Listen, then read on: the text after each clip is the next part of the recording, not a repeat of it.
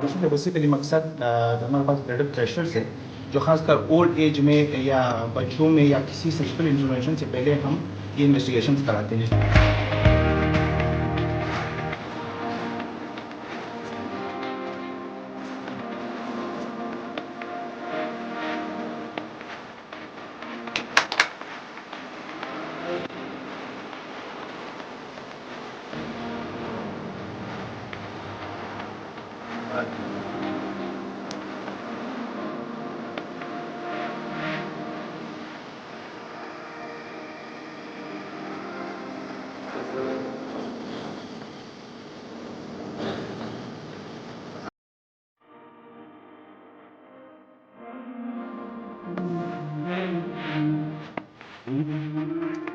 government Iran का और उनके कौंसल जनरल साहब का शुक्रिया अदा करूँगा कि उन्होंने ये 4 कीमती डायलिसिस मशीन इस हॉस्पिटल को बिनेक को